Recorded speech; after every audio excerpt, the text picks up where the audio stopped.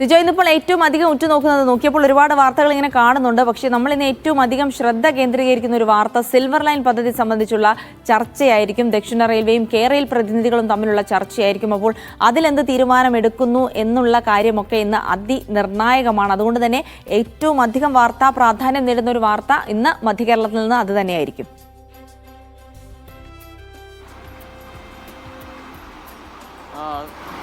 തീർച്ചയായും അതുതന്നെയാണ് ഏവരും ഇന്നത്തെ ഒരു മധ്യകേരളത്തിൽ നിന്നുള്ള ഏറ്റവും പ്രധാനപ്പെട്ട വാർത്തയായി നോക്കുന്നത്. നമ്മൾ കഴിഞ്ഞ ഏതാനും വർഷങ്ങൾക്കുള്ളിൽ കണ്ടതാണ് ഈ സിൽവർ ലൈൻ പദ്ധതിക്കെതിരായിട്ടുള്ള സംസ്ഥാനത്ത് നടന്നിരുന്ന പ്രക്ഷോഭങ്ങൾ. അത് എത്രയാണ് ദിവസങ്ങൾ നീണ്ടുന്ന പ്രക്ഷോഭങ്ങൾ നടന്നിരുന്നു.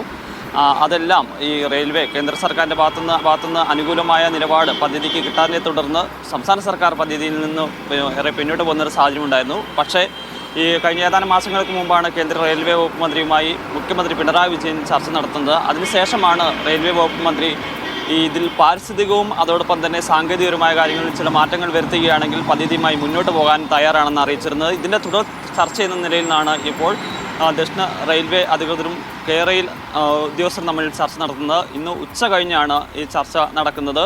എന്തായാലും ഈ പദ്ധതി ഒന്നാം പിണറായി സർക്കാരിൻ്റെ സ്വപ്ന പദ്ധതിയായിരുന്നു ഇത്. പക്ഷേ പച്ചക്കൊടി കിട്ടിയിരുന്നില്ല. ഇന്നത്തെ ചർച്ചയിൽ അതിൻ്റെ സാധ്യതകളിലേക്കാണ് മുന്നോട്ട് പോകുന്നത്.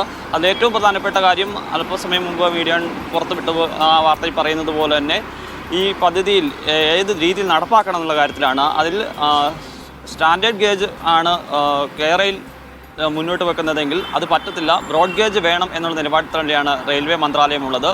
അത് ഉൾപ്പെടെയുള്ള കാര്യങ്ങളുണ്ട്. അങ്ങനെ ഈ മാറ്റം വരികയാണെന്നുണ്ടെങ്കിൽ വന്ദേ ഭാരത് ട്രെയിൻ ഉൾപ്പെടെ ഓടിക്കുന്ന രീതിയിലേക്ക് ഇത് മാറണമെന്നുള്ളൊരു ആവശ്യമാണ് റെയിൽവേ മന്ത്രാലയം പറഞ്ഞിരിക്കുന്നത്.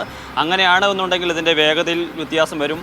അതുൾപ്പെടെയുള്ള കാര്യങ്ങൾ വരുമ്പോൾ ഇതിന് DPR പൊളിച്ച് എഴുതിക്കൊണ്ടുള്ള ഒരു DPR തന്നെ വേണ്ടി വരും. അത്തരം മാറ്റങ്ങൾക്ക് സംസ്ഥാന സർക്കാർ തയ്യാറാകുമെന്നുള്ള കാര്യമാണ് എല്ലാവരും ഉറ്റുനോക്കുന്നത്. എന്തായാലും ഈ നിലവിലെ ഒരു DPR അനുസരിച്ച് ഈ പദ്ധതിയുമായി മുന്നോട്ട് പോകാൻ കേന്ദ്ര റെയിൽവേ മന്ത്രാലയം തയ്യാറാവില്ല, അത് ഉറപ്പാണ്. അതുകൊണ്ട് ഇതിലെന്തെല്ലാം വിട്ടുവീഴ്ചകൾക്ക് സംസ്ഥാന സർക്കാർ തയ്യാറാകും എന്ന കാര്യം തന്നെയാണ് ഏവരും ഉറ്റുനോക്കുന്നത്. അത് സംബന്ധിച്ച് ഉച്ചയ്ക്ക് ശേഷം ചർച്ചകൾ നടക്കും. എന്തായാലും നമ്മൾ പ്രതീക്ഷിക്കുന്നത് സംസ്ഥാനം വിട്ടുവീഴ്ചകൾ തയ്യാറാകും. കാരണം അത്തരം വിട്ടുവീഴ്ചകൾ തയ്യാറായില്ലെങ്കിൽ ഈ പദ്ധതി വീണ്ടും ഒരു ചുമന്ന റെഡ് സിഗ്നൽ തന്നെ അതിൽ തന്നെ കടക്കുകയും ചെയ്യും. പക്ഷേ ഈ പദ്ധതിയുമായി മുന്നോട്ട് പോകണമെന്നൊരു ആഗ്രഹം തന്നെയാണ് സർക്കാരിനുള്ളത്. അതിനുള്ള നടപടികളാണ് ഇപ്പോൾ സ്വീകരിക്കുകയും ചെയ്യുന്നത്. എന്തായാലും ഒരു പോസിറ്റീവായി തന്നെയാണ് കാണുന്നത്. അതേസമയം തന്നെ ഈ പദ്ധതിക്കെതിരായിട്ടുള്ള പ്രക്ഷോഭവും ശക്തമായി വരുന്ന ഒരു സാഹചര്യമാണുള്ളത്. വിവിധയിടങ്ങളിൽ കോഴിക്കോടും കൊച്ചിയിലും ഉൾപ്പെടെ പ്രക്ഷോഭങ്ങൾ പകൽ മുഴുവൻ നടക്കുന്ന രീതിയിലാണ് ഉള്ളത്.